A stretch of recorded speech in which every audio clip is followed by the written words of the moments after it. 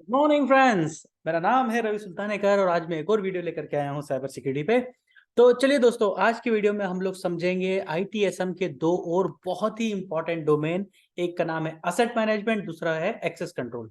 ठीक है, तो अगर आप मेरी स्क्रीन देख पा रहे हैं तो यहाँ पे मैंने ऑलरेडी लिख के रखा है, ये है असेट मैनेजमेंट और ये है एक्सेस कंट्रोल। अगर आप उसको ध्यान से देखें तो यहाँ पे ये सारे कंट्रोल्स ऑलरेडी मेंशन किए हैं मैंने, है ना।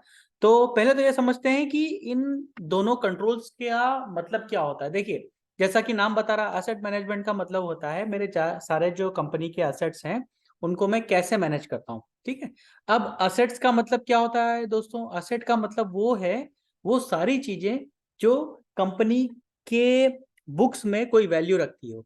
उसका हार्डवेयर भी हो सकता है ना, सॉफ्टवेयर हो सकता है, सॉफ्टवेयर, है ना। वो हो सकता है कोई सा, फॉर एग्जांपल कोई डॉक्यूमेंट हो सकता है,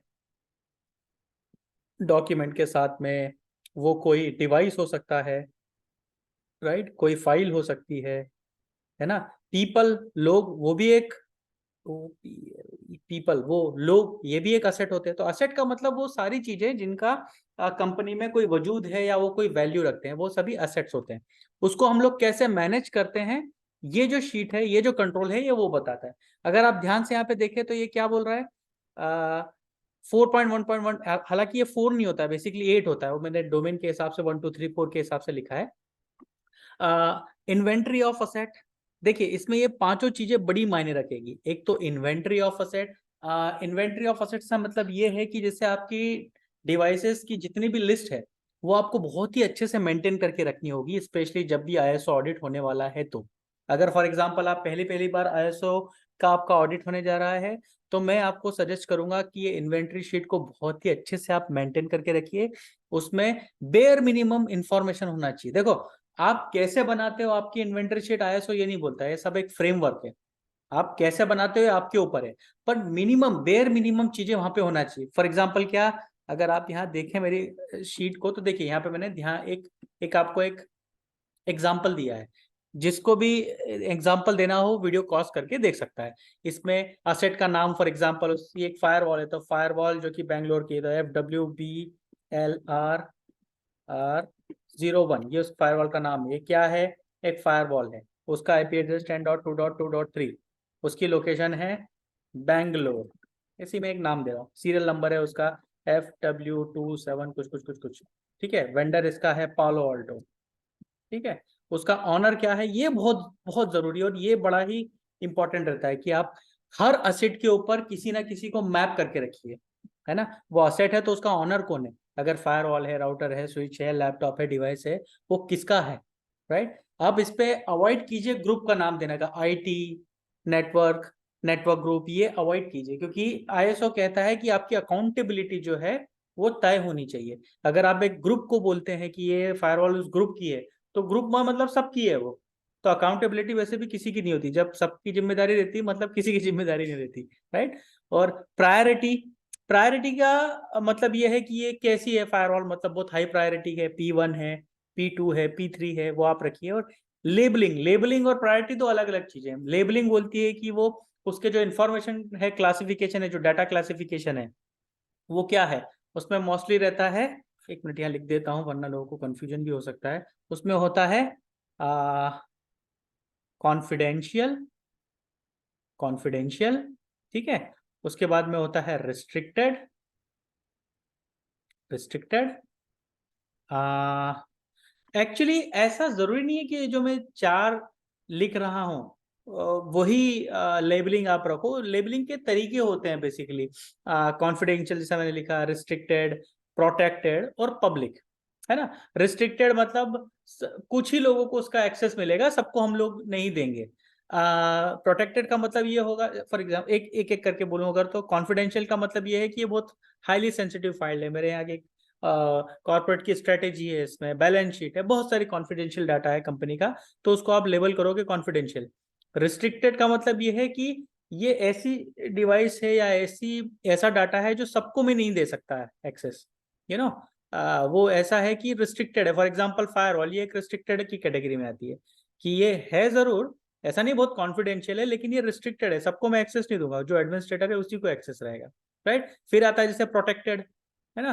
अब ऐसा है कि इसका कोई थंब रूल नहीं है दोस्तों। मैं हमेशा आईएसओ में एक बात जरूर बोलता हूँ, और आईएसओ छोड़ो, दुनिया को कोई भी कंप्लायंस करो आप, उसमें एक चीज बात ध्यान रखो, कोई थंब रूल नहीं होता है, ये सब फ्रेमवर्क बने हुए हैं, इसके अंदर आपको अपनी चीज को एडजस्ट करना है बस, है ना।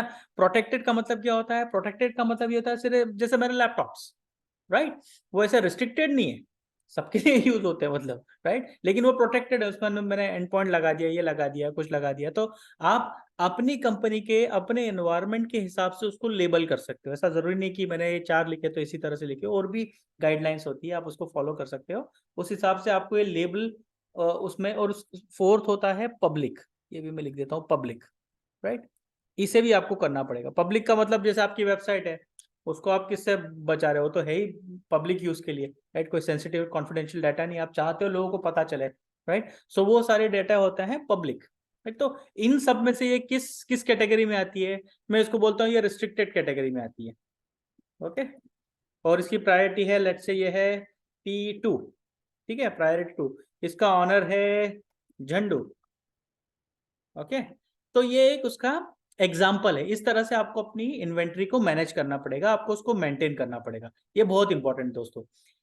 Acceptable use of asset, ownership की बात कर ली हमने, acceptable use of asset, return of asset, classification of information, जिसका मैंने बताया आपको।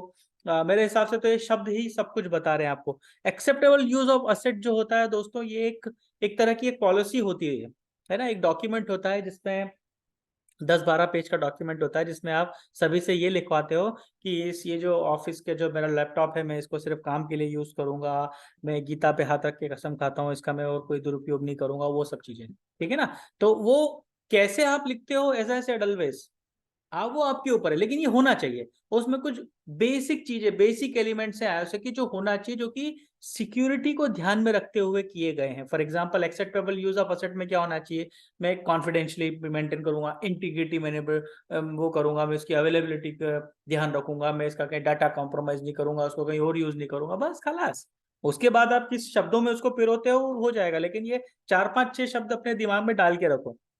All information security audits are all about these 3 things: confidentiality, integrity, availability, है ना। फ्रॉड नहीं होगा, मिसयूज नहीं होगा, ये सारे उसके अंदर आपकी पॉलिसी में सारे मोटे मोटे शब्द उठा के चिपकाओ, आराम से ऑडिटर आएगा और वो निकाल भी जाएगा आपको ऑडिट, नो प्रॉब्लम, ठीक है। Handling of assets, management of removable media and disposal of media, ये दोनों जो है दोस्तों थोड़े से ट्रिकी से होते हैं। जैसे आपके जितने भी रिमूवेबल मीडिया, जैसे आपकी हार्ड ड्राइव हुई, आपकी पेन ड्राइव हुई, आप इसको कैसे मैनेज कर रहे हो, ये बड़ा सेंसिटिव का मुद्दा होता है और थोड़ा ट्रिकी सा होता है, क्योंकि ऐसा भी नहीं है आप सबको बंद ही कर दो कि कोई यूएसबी लेगा ही नहीं तुम्हारी ऐसी तैसी, मैं पूरे कंपनी में किसी को यूएसबी चलाने नहीं दूंगा, ऐसा भी नहीं हो सकता।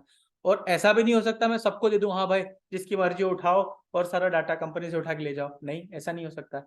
तो कुछ तो उसकी प्रायोरिटी होगी कि अगर ऐसा केस है, कोई बिजनेस जस्टिफिकेशन है, सच में उसको इसकी जरूरत है, तो मैं उसको अलाउ करूंगा।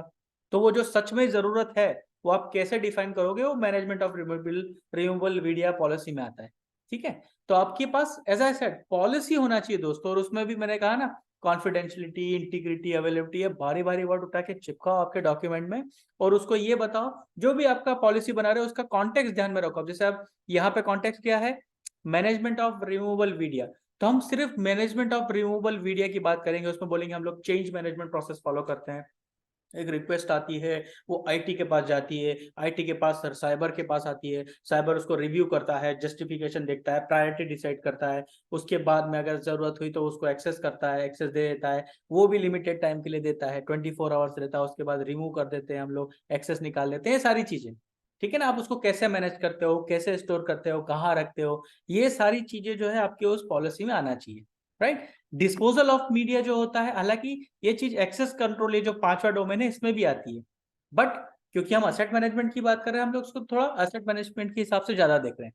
डिस्पोजल ऑफ मीडिया, ये भी बड़ा अच्छा इंपॉर्टेंट पॉइंट है। इसमें आपका बेसिकली देखा जाता है रिलीज मैनेजमेंट, जो आईटीएसएम में, आईटीआईएल में हमने पढ़ा होगा, सबने पढ़ा होगा, आई गेस सो, उसमें आप आपका एक डिवाइस है, एंड ऑफ लाइफ हो गया है, तो आप उसको कैसे भगाते हो? है ना। अब कंपनी से उसकी अलविदा कैसे करते हो, उसका रिटायरमेंट प्लान कैसा होता है, ठीक है ना। और भी बहुत सारे डिस्पोजल ऑफ मीडिया होते हैं। फॉर एग्जांपल बहुत सारे डॉक्यूमेंट्स हैं आपके, उसको उठा के आप कैसे करते हो।